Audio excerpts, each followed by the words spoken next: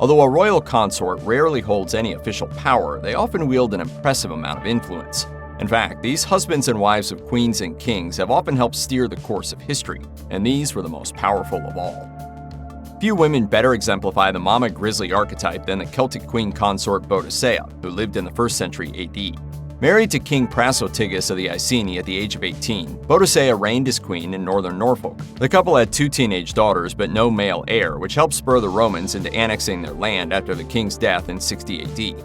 As well as seizing the royal family's property and land, the Roman soldiers publicly flogged the queen and assaulted her daughters.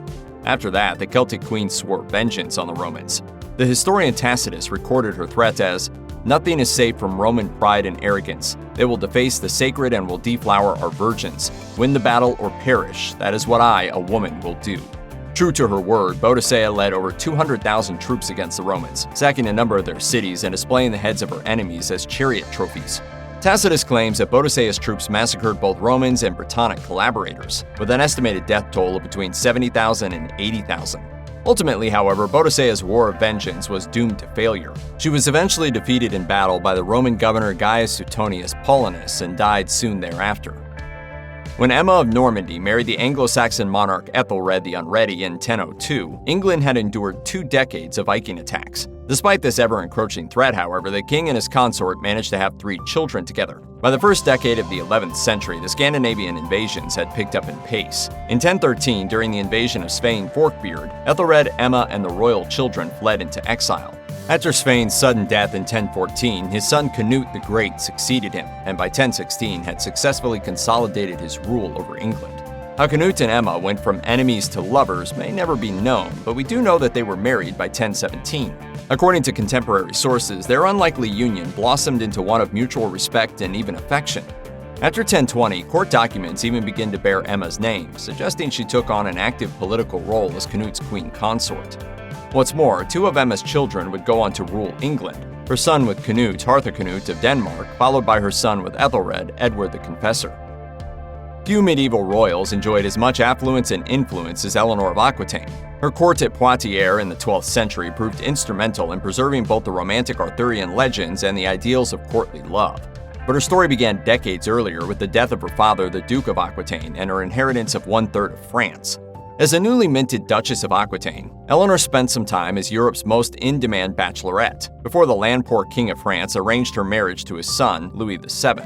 Following the king's death, Louis and Eleanor reigned as king and royal consort of France from 1137 to 1152. Among Eleanor's many notable achievements was her contribution to the Second Crusade. She pledged thousands of vassals to the war effort, and rode through the streets of Vézelay armored as an Amazon, urging her people to take up the cross. She even led 300 ladies-in-waiting to the Holy Land, drawing such ire from the church that it inspired a future ban on women participating in the Crusades. Unfortunately for Eleanor, the Second Crusade failed, shortly followed by her marriage to Louis. After securing an annulment, she fled to England to marry Henry, Duke of Normandy, who became King Henry II of England just a few years later. 3 of Eleanor's children with Henry were crowned King of England at some point or another, and Eleanor herself outlived her husband by 15 years. The popular memory of Isabella of France has been muddied a little by her inaccurate portrayal in the 1995 movie Braveheart. I have come to beg for the life of William Wallace. Beyond her French origins and marriage to Edward II of England, little in the movie bears any relation to her real life. She never met her father-in-law, Edward I, who passed away in 1307, and she certainly had no extramarital relations with William Wallace. Heck, she didn't even arrive in England until February 1308, long after Wallace's execution.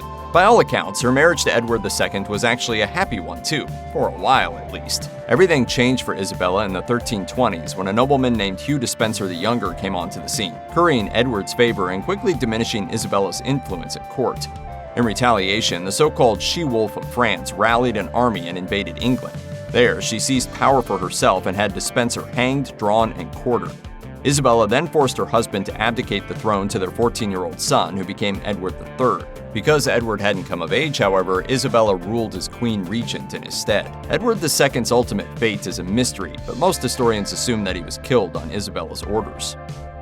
Many people think of Catherine of Aragon as little more than the jilted first wife of King Henry VIII.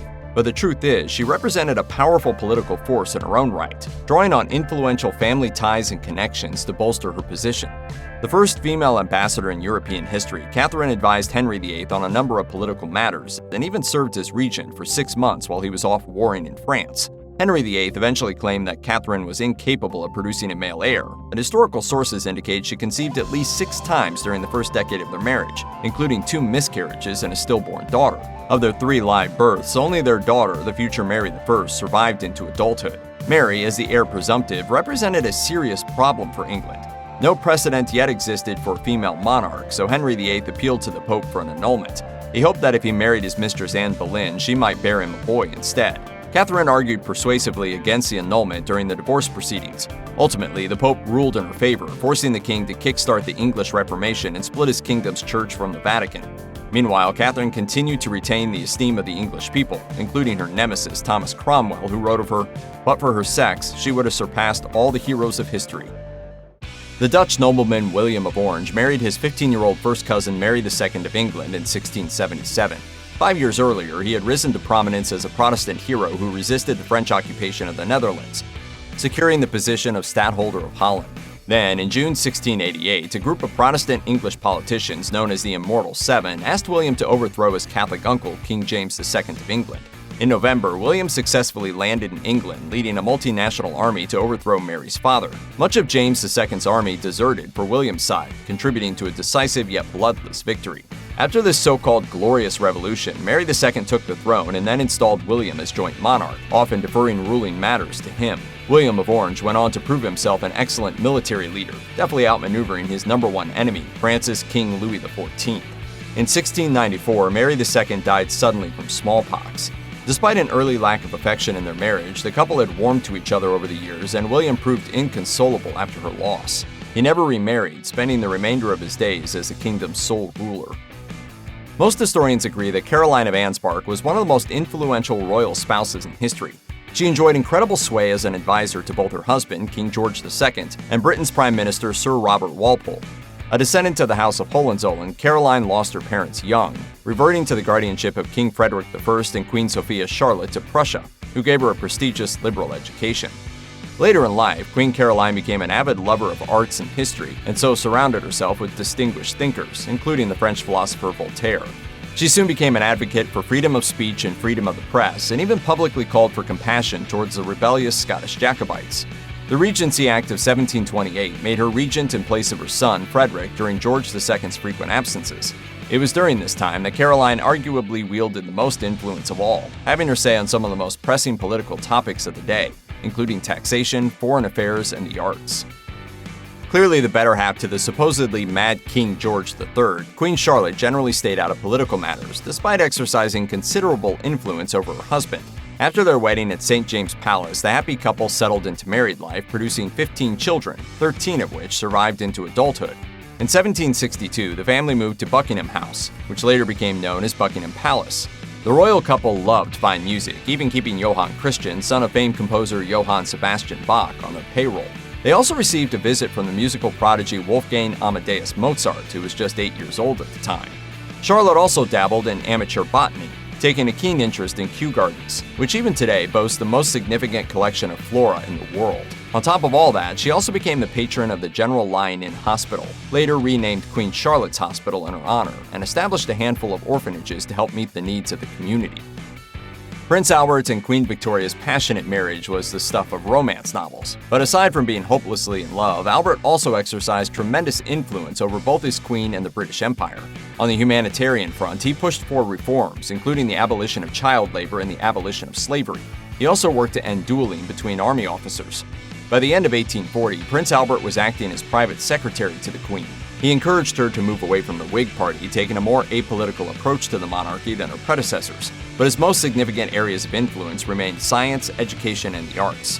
After his 1847 election as Chancellor of Cambridge University, Albert devoted himself to improving the institution's curriculum and also founded the first London-based institution dedicated to scientific research, today known as Imperial College London. Unfortunately, the prince's busy schedule led to a number of health issues.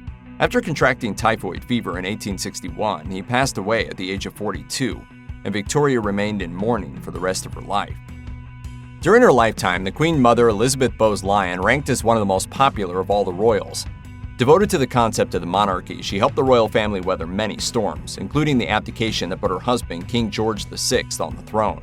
In the process, she became the first British-born queen consort since the House of Tudor. Elizabeth represented a source of strength for her husband throughout his reign. She assisted in transforming him from a shy, insecure, stammering man into a confident, well-spoken ruler. She also endured the horrors of World War II with grace, including the bombing of Buckingham Palace. Despite suggestions that she and the children should evacuate, Elizabeth refused, saying, "The children won't go without me. I won't leave the king, and the king will never leave." In the years after the war, Elizabeth remained a much-beloved presence in the royal family, right up until her death in 2002 at the age of 101. It was the warmth and affection of people everywhere which inspired her resolve, dedication, and enthusiasm for life. Check out one of our newest videos right here. Plus, even more grunge videos about your favorite stuff are coming soon. Subscribe to our YouTube channel and hit the bell so you don't miss a single one.